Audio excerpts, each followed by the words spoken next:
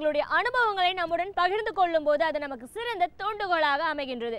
அந்த வகையில் இன்றைய சிறப்பு விருந்தினர் யார் என்பதை பற்றியும் அவர்கள் என்ன செய்திகள் நம்முடன் பகிர்ந்து கொள்ளப் போகிறார் என்பதையும் பார்க்கலாம். நம் வீடியோலி நிகழ்ச்சியின் அடுத்த பகுதியாக வரவிருப்பது சிறப்பு விருந்தினர் பகுதி.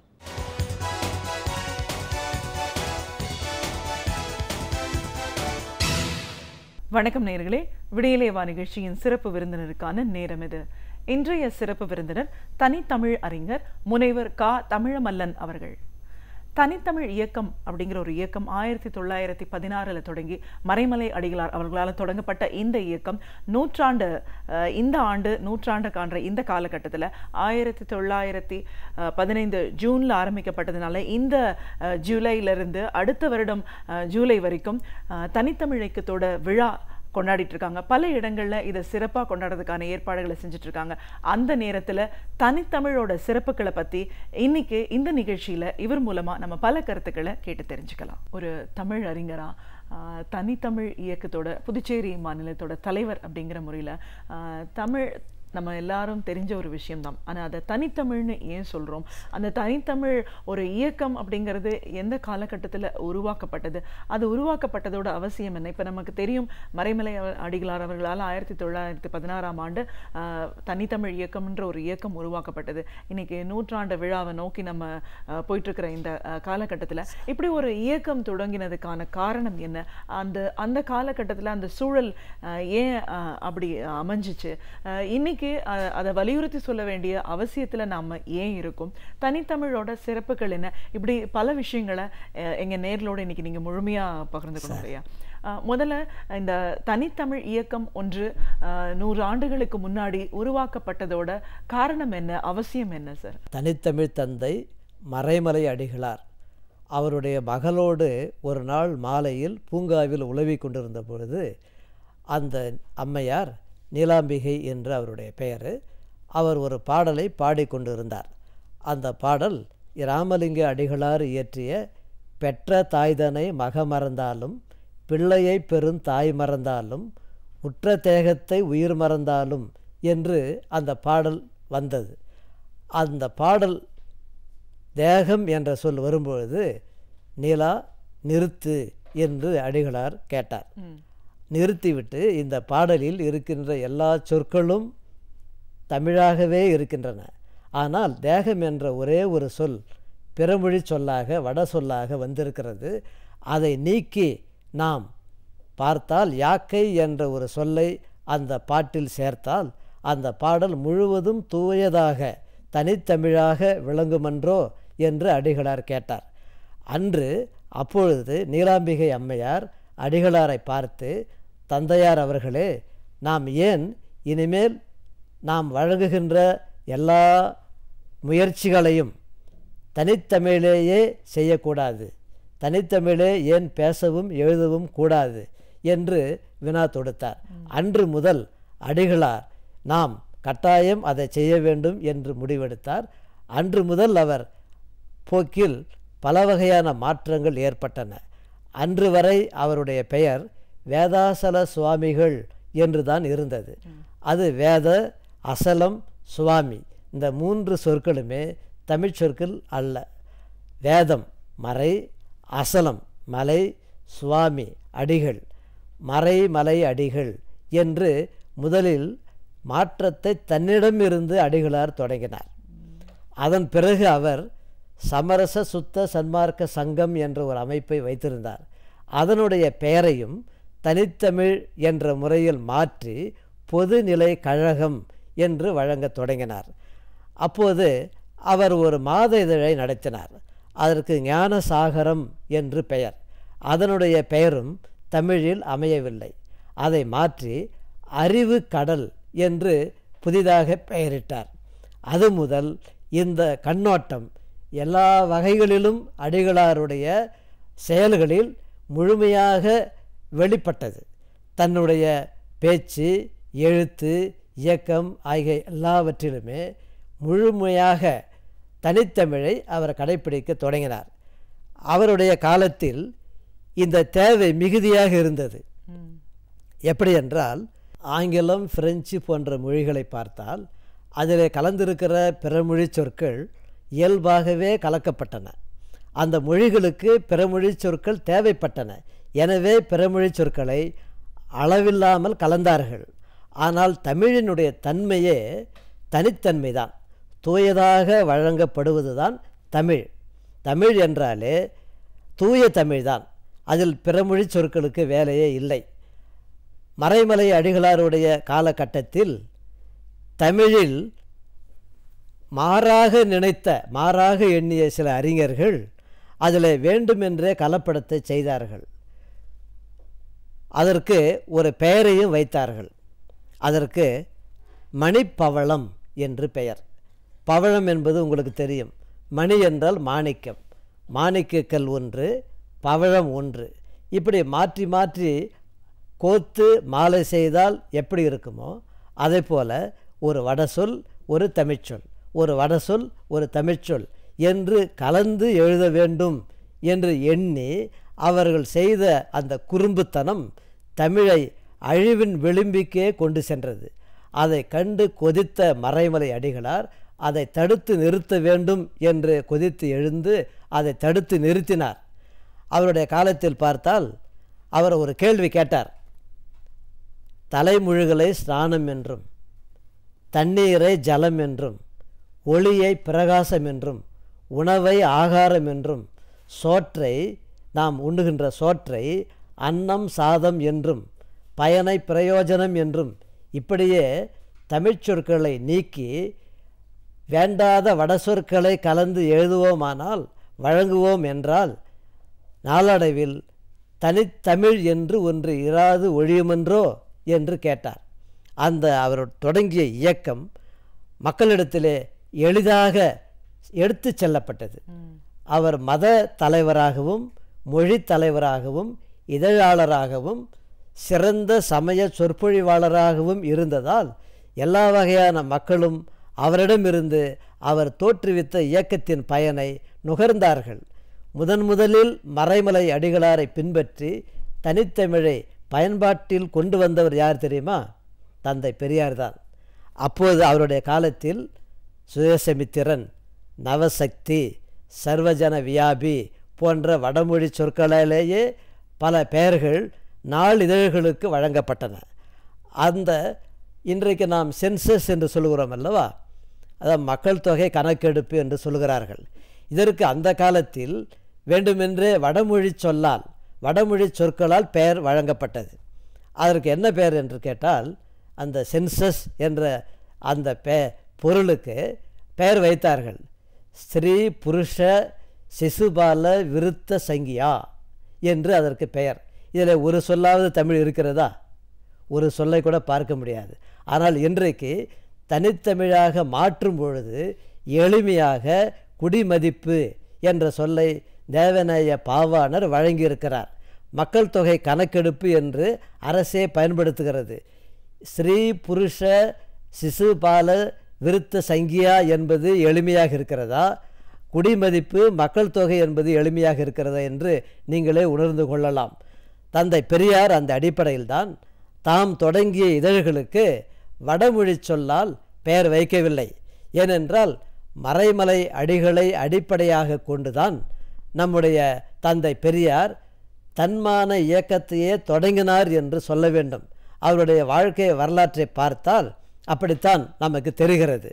அவர் தொடங்கிய இதழ்களுக்கு புரட்சி, குடியரசு, உண்மை, விடுதலை என்ற பெயர்களை முதலில் வைத்து தனித்தமிழை பின்பற்றி காட்டியவர் தந்தை பெரியார்.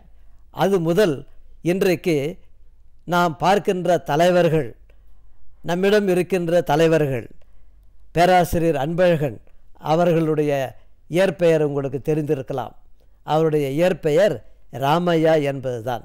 அந்த பெயரை தனித்தமிழில் கொண்டுள்ள மிகுந்த ஆர்வத்தின் காரணமாக பேராசிரியர் அவர்கள் அன்பழகன் என்று மாற்றிக்கொண்டார். நாராயணசாமியாக இருந்த எப்படி வேதாசலத்தை மறைமலை அடிகள் என்று அடிகளார் மாற்றினாரோ அது முதல் திராவிட இயக்கத்தைச் சேர்ந்த தலைவர்களும் அன்பர்களும் இளைஞர்களும் இந்த நெறியை பின்பற்றி பெயர்களை மாற்றுகின்ற இயக்கத்தை நடத்தினார்கள்.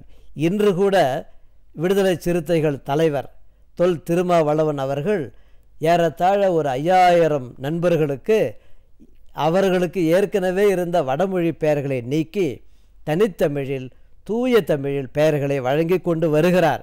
இப்படிப்பட்ட தனித்தமிழ் இயக்கம் வெற்றியை கண்டு வருகிறது.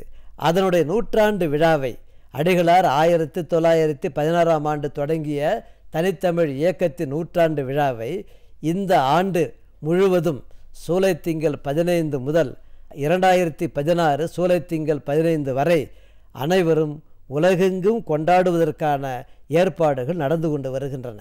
நிச்சயமா சார். தனித்தமிழ் இயக்கத்தோட சிறப்புகள் அது ஆரம்பிக்கப்பட்ட காலகட்டம், அப்போ இருந்த நிலை நம்ம நிறைய பேசும்போது தமிழ் அப்படின்னாலே கலைஞர் அவர்களை பற்றி பேசாமல் இருக்கவே முடியாதுன்னு நம்ம சொல்லலாம். தனித்தமிழ் இயக்கத்திற்கும் திராவிட இயக்கத்திற்குமான ஒற்றுமை பற்றி சொல்லுங்க. திராவிட இயக்கமே தனித்தமிழ் இயக்கத்திலிருந்து தான் தொடங்கியது என்று நாம் சொல்ல வேண்டும். ஏனென்று கேட்டால் தந்தை பெரியார் 1924 பேராய கட்சியிலிருந்து, அதாவது காங்கிரஸிலிருந்து வெளியேறினார். வெளியேறும்போது அவருக்கு இந்த தன்மதிப்பு இயக்க கொள்கையோ அல்லது தனித்தமிழ் இயக்க கொள்கையோ அல்லது சமய சீர்திருத்தம் என்ற கொள்கையோ மிகுதியாக இல்லை. அதனுடைய அடிப்படை தன்மைகள் இருந்தன.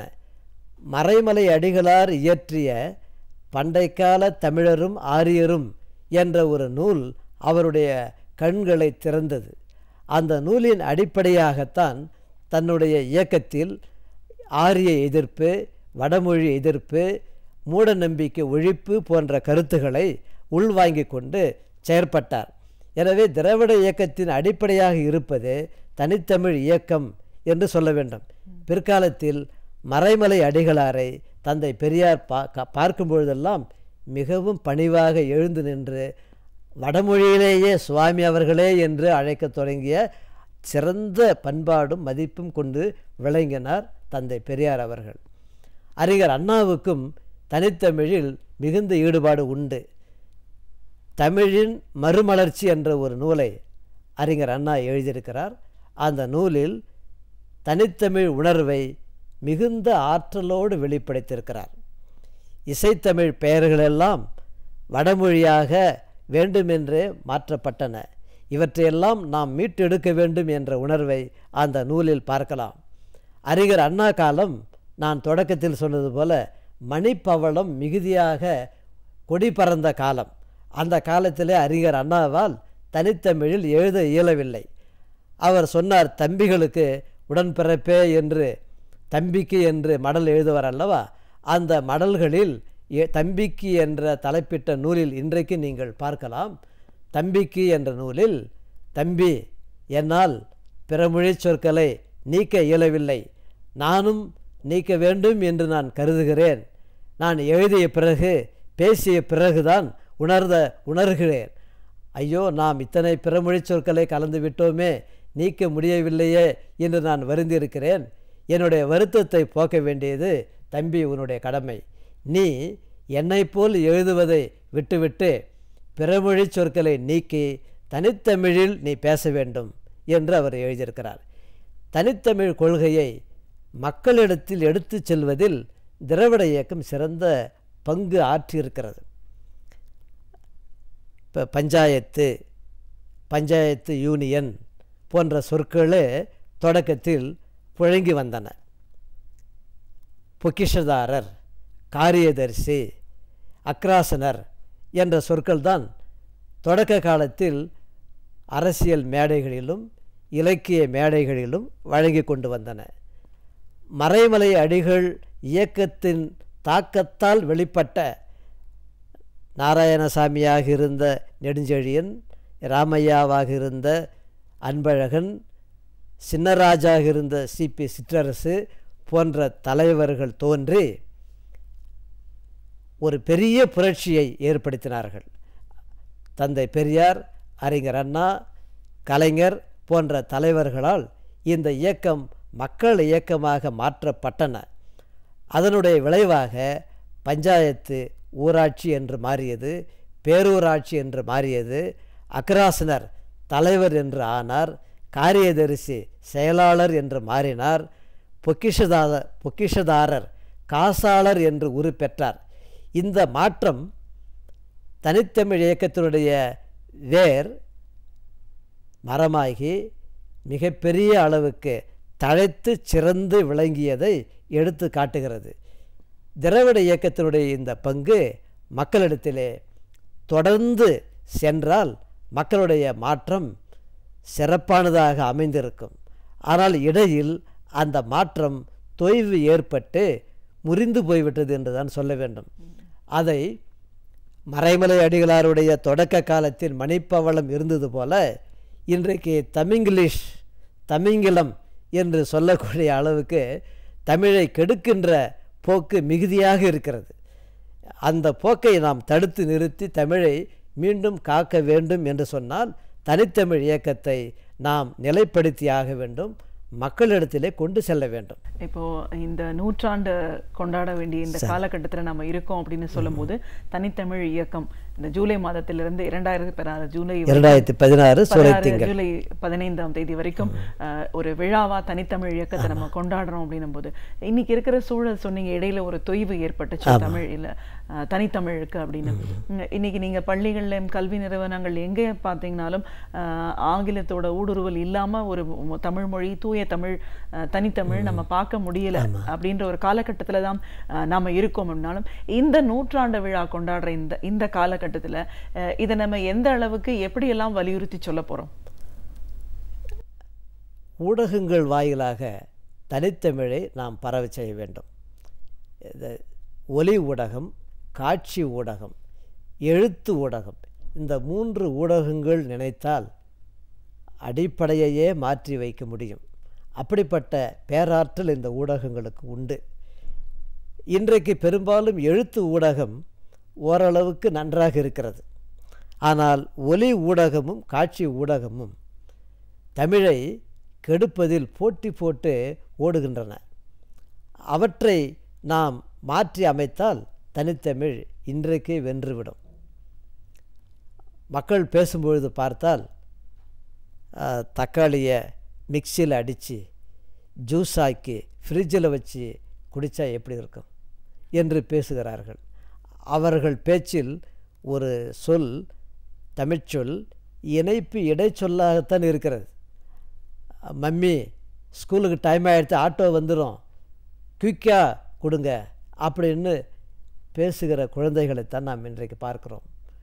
குழந்தைகள் பேசும்பொழுது நாம் தமிழில் சொன்னால் 35 என்று சொன்னால் அந்த குழந்தைகளுக்கு புரியவில்லை.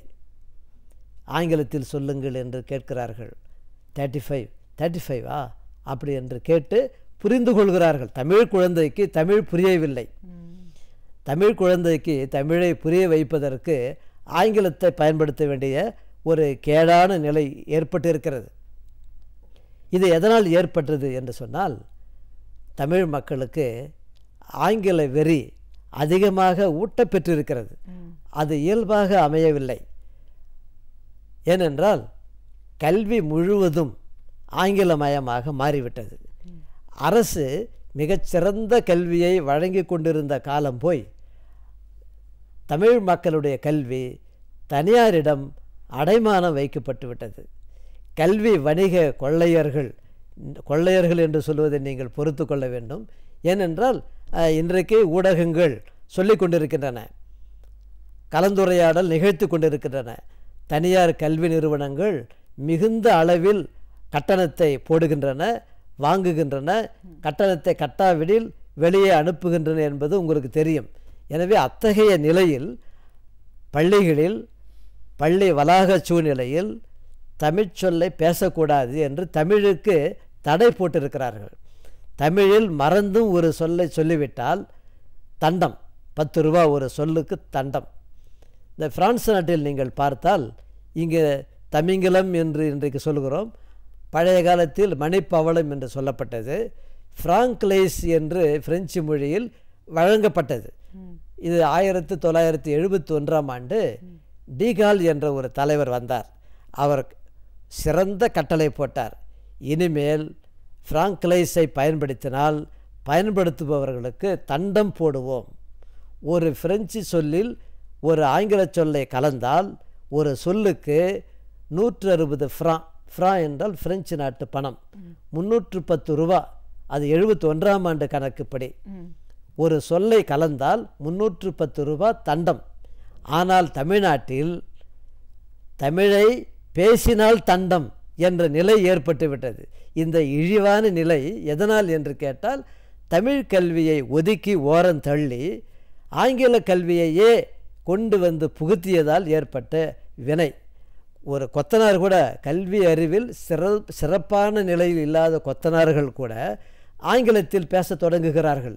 கொத்தனார் என்ற சொல்லை விட்டுவிட்டார்கள், மேய்சோன் என்று சொல்கிறார்கள். அவர்கள் பயன்படுத்துகிற சொற்களை எல்லாம் பார்த்தால் படித்தவர்களுக்கே விளங்காத சொற்கள் அவர்கள் பேசுகிறார்கள். ஏனென்றால் பொறியாளர்கள் வாயிலாக ஆங்கில சொற்களை அவர்கள் பயன்படுத்துகிறார்கள். இந்த நிலையை மாற்ற வேண்டுமானால் தனித்தமிழ் இயக்கத்தை நம்முடைய தலைவர்கள் ஊடகத்தின் வாயிலாக மீண்டும் மீண்டும் சொல்லிக்கொண்டே இருந்தால் வெற்றி பெறலாம். இப்போ தனித்தமிழ் அப்படின்னு நம்ம சொல்லும் போதுங்கய்யா, இப்போ தமிழை வந்து சரியான முறையில் பேசுறதுக்கும் எழுதுறதுக்குமே ஒரு பயிற்சி கொடுக்க வேண்டிய ஒரு நிலையில நம்ம இன்னைக்கு இருக்கிறத பார்க்குறோம். இப்போ முதல்ல வந்து பேச்சு தமிழ் பத்தி பேசலாங்கய்யா. சரியான உச்சரிப்போட ஒரு முழுமையான ஒரு வாக்கியத்தை தமிழ்ல நம்ம பேசணும் அப்படின்னா அதுக்கு ஒரு பயிற்சி அப்படின்னு சொன்னா ஒரு தமிழ் அறிஞரா நீங்க எப்படி சொல்லி கொடுப்பீங்க? கட்டாயம் அதற்கு பள்ளிகளிலேயே அந்த ஏற்பாடு இருக்கிறது.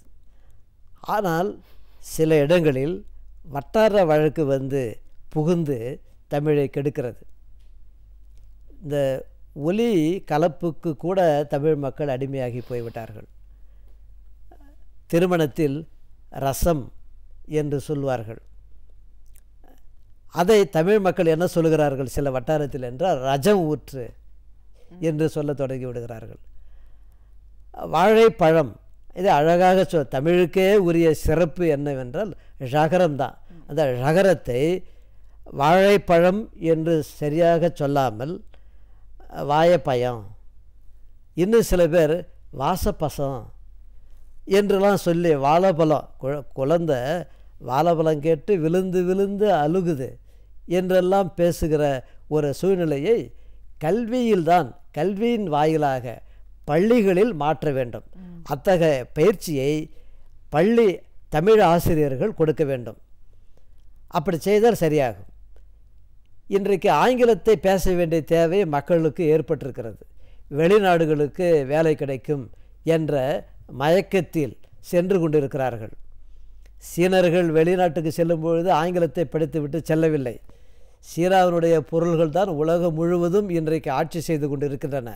ஆனால் அதை உருவாக்குகின்ற, அதை பரப்புகின்ற, எடுத்து செல்லுகின்ற சீன மக்களுக்கு, சீன தொழிலாளர்களுக்கு ஆங்கிலம் தெரியுமா என்றால் ஆங்கிலம் தெரியாது. ஆனால் இங்கு இருக்கின்ற இளைஞர்கள், வேலை தேடுகிறவர்கள் வெளிநாடுகளுக்கு போவதற்கு முன்னால் ஆங்கிலத்தை பயிற்சி பெற வேண்டும், பேச்சு ஆங்கிலத்தை, ஸ்போக்கன் இங்கிலீஷ் கற்றுக்கொள்ள வேண்டும் என்று ஓடுகிறார்கள். இன்றைக்கு ஏறத்தாழ 62 நாடுகளில் தமிழ் மக்கள் பரவி கொண்டு இருக்கிறார்கள். அங்கெல்லாம் அவர்கள் அரசர்களைப் போல வாழ்ந்து கொண்டிருக்கிறார்கள். அவர்கள் தமிழுக்கு உயர்வை தேடிக்கொண்டு இருக்கிறார்கள். ஆனால் இங்கிருக்கிற நம்முடைய தமிழ் மக்கள் தமிழ் மொழிக்கு தாழ்ச்சியை ஏற்படுத்தி கொண்டிருக்கிறார்கள். இவர்களுக்கு ஒரு தேவை ஏற்படும், கட்டாயம் ஏற்படும். தமிழை நன்றாக பேச வேண்டும், நன்றாக பேசினால்தான் நன்மை கிடைக்கும் என்ற ஒரு நிலை விரைவில் வந்துவிடும். அப்போது எங்கு பார்த்தாலும் நீங்கள் விரும்புவது போல தமிழ் பேச பயிற்சி அளிக்கப்படும் என்ற பெயர் பலகைகளை பல இடங்களில் நாம் பார்க்கலாம். அப்படிப்பட்ட ஒரு தேவை இன்றைக்கும் கூட தேவை. ஏனென்றால் ஊடகங்களில் பேசுகிறவர்கள் பார்த்தால் இந்த லகர லகர ழகர வேறுபாடுகளை உணராமலே பேசிக்கொண்டு இருக்கிறார்கள். அவர்களுக்கு பயிற்சி கொடுக்க வேண்டும். அதற்கென்று தனி பயிற்சி கூடங்கள் அமைந்தால் நல்லது. அப்படிப்பட்ட ஒரு தேவை பெருகினால் தானாகவே ஓடி வரிசையில் நிற்பார்கள். அந்த காலத்தை நாம் வரவேற்போம். நிச்சயமா சார். தமிழ் இலக்கியம், தமிழ் மொழி, தனித்தமிழ் சிறப்பு அப்படின்னு பேசும்போது ஒரு படைப்பாளியாகவும் உங்களுடைய பயணம் திறந்துட்டு கட்டாயம். தமிழ் இலக்கியம் சார்ந்தும் இந்த தனித்தமிழ் சார்ந்தும் உங்களோட படைப்புகள் பற்றி சொல்லுங்கள். சரி, மிக்க நன்றி. இந்த வினா கேட்டதற்காக மிக்க நன்றி. நான் 1977 முதல் தனித்தமிழின் நூல்களை எழுதி கொண்டு வருகிறேன். பெரும்பாலும் தனித்தமிழ் அறிஞர்களை பார்த்தால் அவர்கள் தொடக்க காலத்தில் பிற சொற்களை கலந்து எழுதி பழகியிருப்பார்கள். அவர்களுடைய தாக்கம் எனக்கு இருந்ததால், அவர்களுடைய அறிமுகமும் அவர்களுடைய நூல்களை படித்த பட்டறிவும் இருந்ததால் நான் எழுதத் தொடங்கும் பொழுது தனித்தமிழில் எழுத தொடங்கியிருக்கிறேன். ஏறத்தாழ 40 நூல்கள் என்னால் படைக்கப்பட்டு மக்களுக்கு வழங்கப்பட்டிருக்கின்றன. பாடல்கள், சிறுவர் கதை, புதினங்கள், சிறுகதை, பாவியம் என்று சொல்லப்படுகின்ற காப்பியம் போன்ற பல நூல்களை தனித்தமிழிலேயே 100 விழுக்காடு நான் எழுதியிருக்கிறேன். அவற்றை தமிழ்நாடு முழுவதும் மட்டுமல்லாமல் வெளிநாட்டு தமிழ் மக்களும் விரும்பி படித்து கொண்டு இருக்கிறார்கள். பல பதிப்புகள் வந்திருக்கின்றன. நான் எழுதிய தனித்தமிழில் அமைந்த நூல்கள் பெரும்பாலும் முதல் நூல்களாக இருக்கின்றன. முதல் நூல் என்றால் நான் எழுதுவதற்கு முன்பு அந்த தலைப்பில் வேறு நூல்கள் வரவில்லை. அப்படிப்பட்ட தலைப்பைத்தான் நான் எடுத்துக்கொண்டு ஆராய்ச்சி செய்து வெளியிட்டிருக்கிறேன். அண்ணல் என்று ஒரு காப்பியத்தை சிலப்பதிகாரத்தை போல நான் படைத்திருக்கிறேன். அதேபோல் வெற்றி செல்வி என்ற ஒரு பாவியத்தை நான் வெளியிட்டிருக்கிறேன். சில பேர் சொல்லுவார்கள் சிறுகதைகள் தனித்தமிழில் எழுத இயலாது என்று. நான் 3 தொகுப்புகளை வெளியிட்டு கொண்டு இருக்கிறேன். அது மட்டும் இல்லாமல் புதுச்சேரி தனித்தமிழ் இயக்கத்தின் சார்பில் ஆண்டுதோறும் தனித்தமிழ் சிறுகதை போட்டி என்ற ஒரு போட்டியை நடத்தி கொண்டிருக்கிறோம். ஏராளமான நண்பர்கள் தனித்தமிழில் சிறுகதைகளை எழுதி பரிசுகளை வென்று கொண்டே வருகிறார்கள். அது மட்டுமல்ல, சிறுவர்களுக்கான பாடல்கள் எழுதுகிற போட்டியையும் தனித்தமிழில் நாம் நடத்தி கொண்டு வருகிறோம். இத்தகைய முயற்சிகள் இல்லாமல் வெல்லும் தூய தமிழ் என்ற மாத இதழை 23 ஆண்டுகளாக புதுச்சேரியில் இருந்து நடத்தி கொண்டு வருகிறோம். வெல்லும் தூய தமிழ் என்றால் எல்லா படைப்புகளையும், அதாவது ஒரு வீட்டுக்கு சென்றால் அந்த வீட்டில் இருக்கிற குழந்தைகள் முதல் முதியவர்கள் வரை எல்லா வகையான படைப்புகளையும் தூய தமிழிலேயே படைக்க வேண்டும் என்ற எண்ணத்தில் அந்த இதழை தொடங்கி நடத்தி கொண்டு வருகிறோம். தனித்தமிழில் இதழ் வெளியிடுவது என்று கேட்டால் வெறும் கட்டுரைகளே இருக்கும், ஆராய்ச்சி கட்டுரைகளே இருக்கும், படிக்க முடியாது என்ற எண்ணத்தில் சில பேர் இருக்கிறார்கள். அந்த எண்ணத்தை மாற்ற வேண்டும் என்ற விருப்பத்தில்தான் நான் தனித்தமிழில் சிறுகதை, பாடல், நேர்காணல், துணுக்குகள், திரைப்பட செய்திகள் போன்றவற்றை கூட, மருத்துவ செய்திகள் போன்றவற்றை கூட வெல்லும் தூய தமிழ் வெளியிட்டு மக்களுக்கு தனித்தமிழை கொண்டு செல்ல வேண்டும் என்ற முயற்சியில் வெற்றி கண்டு வருகிறோம். இத்தகைய முயற்சி தொடர்ச்சியாக நடக்கும். அப்படிப்பட்ட முயற்சிகளில் உங்களையும் நீங்கள் இணைத்து கொள்ள வேண்டும் என்று நான் கேட்டுக்கொள்கிறேன்.